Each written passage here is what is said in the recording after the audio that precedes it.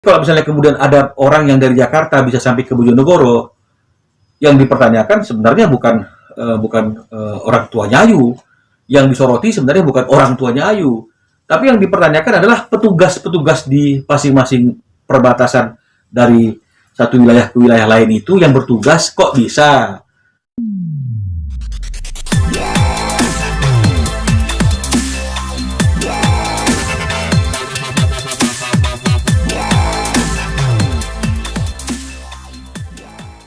Ada beberapa orang yang ikut campur nih bang, politisi-politisi di daerah setempat gitu kan ikut campur gitu bang. Nah, tanggapan abang sendiri seperti apa bang? Ya ini ya, makanya saya juga bingung gitu ya, ikut campurnya ini ikut campur di persoalannya atau ikut campur di kedatangan orang tuanya ke Bojonegoro. Ini kan dua hal yang berbeda. Ya, kalau misalnya mengomentari terkait dengan masalah kedatangan orang tua Ayu ke Bojonegoro di dalam PPKM, eh, ini kan bukan lockdown, ini kan PPKM. Ya, meskipun operasi atau kegiatan kita dibatasi kan hanya boleh di bidang esensial dan kritikal, tapi yang dilakukan oleh orang tuanya Ayu kan bukan melakukan usaha atau kegiatan, tapi melakukan perjalanan.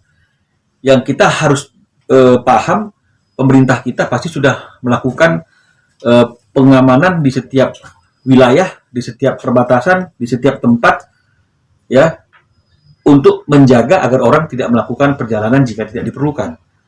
Jadi kalau misalnya kemudian ada orang yang dari Jakarta bisa sampai ke Bojonegoro, yang dipertanyakan sebenarnya bukan orang tuanya Ayu, yang disoroti sebenarnya bukan orang tuanya Ayu, tapi yang dipertanyakan adalah petugas-petugas di masing-masing perbatasan dari satu wilayah ke wilayah lain itu yang bertugas kok bisa membiarkan ada orang yang bisa masuk ke wilayah lain, betul dong begitu ya, tanpa ada pencegahan.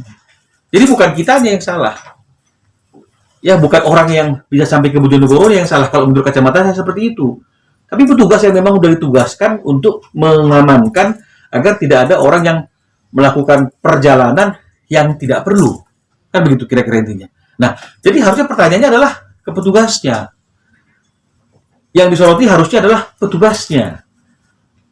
Karena kalau memang misalnya kemudian itu benar-benar pengamanannya dilakukan dengan ketat dan benar, saya kira pasti tidak akan sampai dong orang tuanya di Bojonegoro. Kalau sampai, kita harus berpikir secara positif, cukup alasan yang dianggap oleh petugas sehingga membiarkan orang tuanya Ayu bisa berpergian sampai ke Bojonegoro. Kok itu yang dipersoalkan? Nah, jadi ini yang menurut saya harusnya kita melihatnya kepada konteksnya tanpa saya harus ingin mengkritik siapapun, tapi secara logika saya melihat kasusnya itu seperti itu.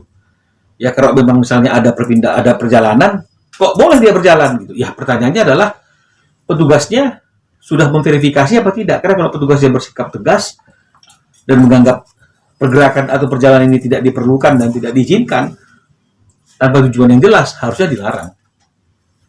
Tapi kalau sudah sampai di sana, kita harus berpikir mungkin sudah clear mengenai masalah regulasi yang berkaitan dengan masalah PPKM sehingga dia bisa berjalan, kan begitu artinya. Sama seperti saya juga PPKM kemarin sedang di Medan, terus kemudian sekarang ada di Jakarta, bisa saja orang mempertanyakannya, kenapa kok bisa? Ya, sepanjang mengikuti aturan, saya kira kan mungkin bisa. Saya kira seperti itu.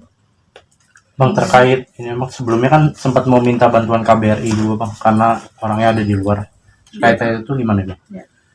Iya, makanya kan kita hanya sekarang ini melaporkan kepada pihak kepolisian, kita kasih semua data dan informasi, biarkan pihak kepolisian yang akan bekerja, bagaimana mekanismenya, apakah akan melakukan pemanggilan terhadap terlapor melalui KBRI, dan KBRI yang menyampaikan, dan kemudian yang dilaporkan itu akan datang memenuhi panggilan untuk mengklarifikasi dan menjelaskan semuanya, dan jangan-jangan ada momentum di mana dia bisa ketemu secara langsung dan minta maaf secara langsung sama Ayu, nggak perlu melalui video.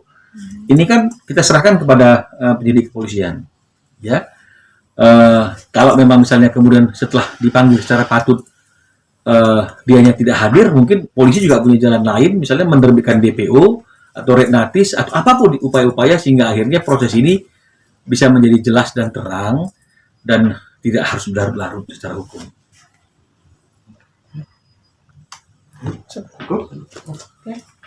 Cukup ya. Nomor laporannya